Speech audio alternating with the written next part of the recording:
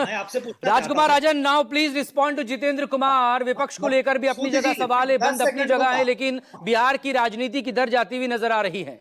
क्या इस वोटर अधिकार यात्रा के बाद आप बहुत कंफर्ट जोन में खुद को महसूस कर रहे हैं? देखिए, कल दो बड़ी घटनाएं हुई है। पहली घटना है कि पहली बार ऐसा हुआ कि बिहार के विपक्ष सत्ता पक्ष में रहने वाले बिहार बंद का आह्वान करते हैं। बहुत हास्यास्पद है।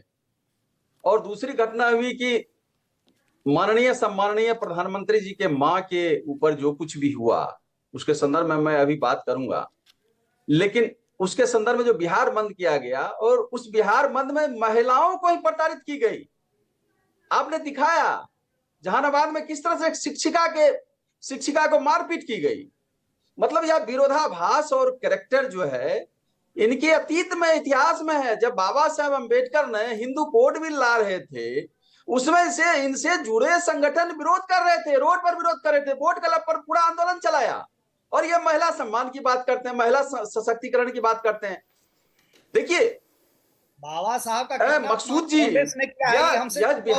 बिहार बंद जो है कल पूरी तरह से असफल रहा। आपने, मीडिया ने दिखाया, तमाम बहसें विमर्श चल रही है।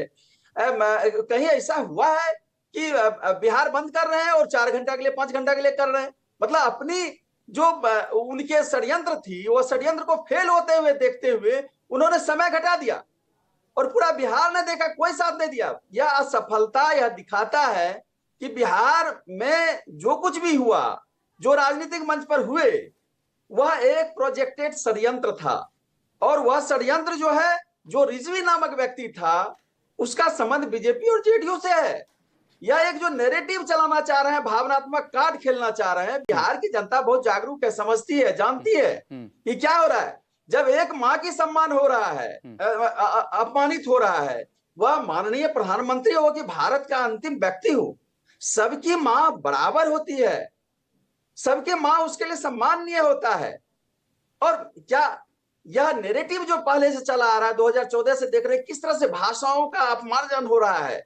क्या कांग्रेस की विधवा कहने वाले कौन लोग हैं? जर्सी गाय कहने वाले कौन लोग हैं? क्या किसी के मां नहीं है वह? क्या उसका सम्मान नहीं होना चाहिए? नहीं, लेकिन किसी की मां, बहन, बेटी को बीच में लाना है क्यों? आप राजनीति कीजिए ना। आती है, उसका नैरेटिव बनता है, आम जनता उससे भाषा का अपमार्जन करता है। वह भाषा उसकी जो सुनता है, वो नेतृत्व करता है बड़े नेताओं का, वह नीचे तक उसका षड्यंत्र आता है, उसका नीचे तक प्रभाव आता है। उसे आम जनता में इसी तरह की भाषा बनती है जिस भाषा का प्रयोग किया गया। और आप किसी को हाइब्रिड कहेंगे, महिला सांसद को शूर्पणखा कहेंगे।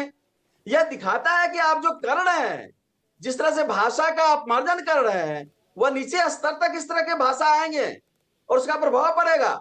उसी का नतीजा है कि यह घटना हुई है। लेकिन यह षड्यंत्र है। बिहार में बात होनी चाहिए। मैं धनंजय गिरि जी रिस्पॉन्ड करना चाह रहा हूं, मैं आऊंगा, लेकिन एक सवाल मेरे पास विवेक कुमार जी से मुझे बात कर लेने दीजिए, मेरे पास वक्त कम है। बिल्कुल आपको मौका मिलेगा धनंजय गिरि जी, प्लीज थोड़ा हैव सम पेशेंस।